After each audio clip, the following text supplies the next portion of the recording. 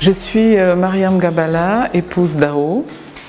Je suis mariée depuis 30 ans aujourd'hui.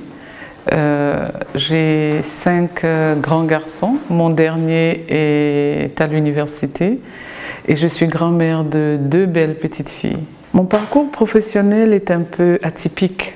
J'ai fait l'école supérieure de commerce d'Abidjan et j'ai décidé très tôt de travailler plutôt dans le développement, mais pas dans une activité commerciale. Mon parcours est assez atypique parce que dès que je suis sortie de l'université, après mon stage, j'ai été nommée chef de service et moins d'1 an après, j'ai été nommée directrice administrative et financière. Donc à 24 ans, j'étais déjà directrice administrative et financière.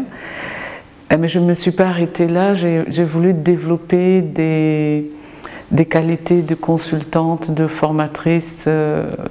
Et c'est ce que j'ai fait en étant en même temps consultante, puisque je travaillais dans un cabinet de consultance et de formation. Et après ça, j'ai développé une carrière de conseil.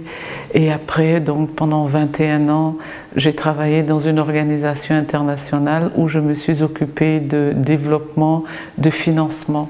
Donc en fait, ma carrière a abouti. Au début, j'ai fait beaucoup de coaching, beaucoup de formation. J'ai terminé en faisant du financement, mais en fait, mon objectif, c'était d'allier les deux. Et c'est ce que j'ai fait pendant 21 ans. Former et financer les personnes qui ne pouvaient pas s'adresser à la banque, et plus particulièrement les entrepreneurs et les entrepreneuses. Savoir que je pouvais aider des personnes à construire leurs rêves. C'était ça parce que je suis convaincue que le développement d'une nation ne peut se faire qu'avec les personnes de cette nation-là.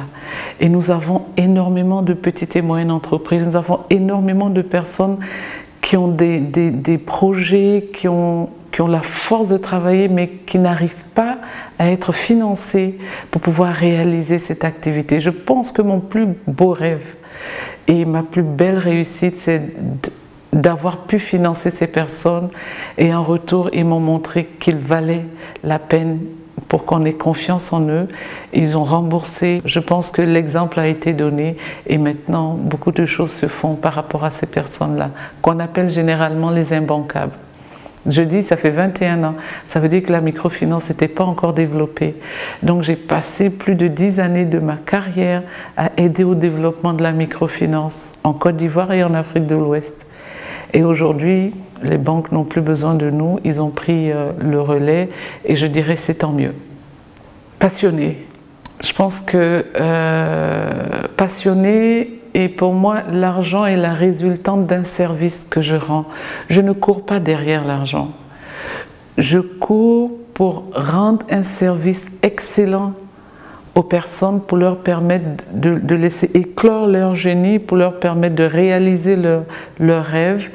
Et c'est comme ça que je gagne de l'argent. Mes plus grandes réalisations, c'est d'avoir financé ceux qu'on appelle les imbancables à des niveaux très élevés, alors qu'aucune banque n'aurait pensé le faire. Et un des projets que j'aime bien raconter, c'est le marché Cocovico. Ces femmes en coopérative dont la leader n'était pas allée à l'école au-delà du CE2, mais devant la force de travail de ces femmes, nous avons réussi à leur faire un prêt d'1,5 milliard qu'elles ont remboursé. Elles ont réussi à construire leur marché, à le manager. Et je pense que c'est une satisfaction parce qu'on démontre au monde que même les personnes qui n'ont pas été à l'école et les personnes qui sont entre guillemets imbancables sont dignes de confiance si on sait évaluer le risque à leur niveau et si on sait s'adapter à leur niveau. 1,5 milliard, c'est pas évident. Il y a tellement de petites entreprises qui aimeraient l'avoir. Le donner à des femmes, CE2, niveau maximum. Je pense qu'il fallait le faire. Et aujourd'hui, c'est un exemple qui court le monde entier. Et j'en suis fière. La première des choses, je pense, c'est la confiance en soi. La seconde, c'est de penser que l'argent est avant tout. Non, l'argent vient complètement après. Les femmes n'ont pas beaucoup confiance en elles et même quand elles ont des projets, elles éteignent ces projets en se disant « je n'ai pas l'argent ». Mais développe ton idée, développe ton projet et l'argent viendra à toi. Je pense que ça freine beaucoup de femmes. elles ont envie de faire des choses, elles se disent mais je n'ai pas d'argent. Mais si tu ne fais pas le premier pas, mais la providence divine ne peut pas venir à toi. Les choses ne vont pas tomber du ciel, il faut que tu fasses ta part. Et la providence divine va venir compléter le reste. Donc pour moi, ce sont ces deux éléments vraiment qui freinent les femmes. Je pense que c'est d'abord de faire comprendre aux femmes, parce que cette année, le thème de la Journée internationale de la femme, c'est l'autonomisation économique de la femme. De faire comprendre aux femmes que nous courons vers leur autonomisation, mais ce n'est pas une autonomisation juste pour avoir de l'argent. C'est une autonomisation qui leur permet d'être des actrices et de participer à construire l'économie d'une nation. Ce n'est pas pour l'argent qu'on demande qu'elles soient autonomes, qu'elles deviennent contributeurs dans l'économie, qu'elles laissent une trace, qu'elles impactent l'économie de cette nation. Parce que si c'est juste pour de l'argent, bon, il n'y a pas besoin de travailler, mais leur travail est important. Je crois foncièrement que Dieu a mis en chacun de nous un don qu'on est les seuls à avoir. Mais ce don, nos contemporains en ont besoin. Donc c'est comment est-ce que ces femmes peuvent utiliser ce don-là pour créer de la richesse et contribuer au développement de l'économie de leur nation. Je pense que ça, c'est un peu ce changement de mentalité que j'aimerais voir naître.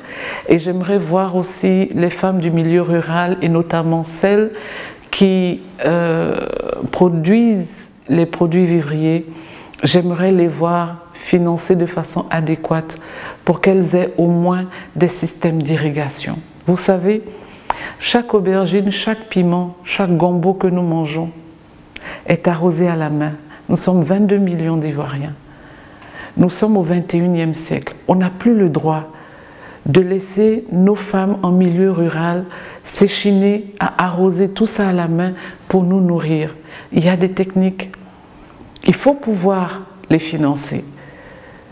Et aujourd'hui, il faut que des institutions de microfinance décident de financer ces femmes-là pour avoir un système d'irrigation adéquat, pour leur permettre de pouvoir produire encore plus, ce qui nous éviterait d'importer les tomates, etc.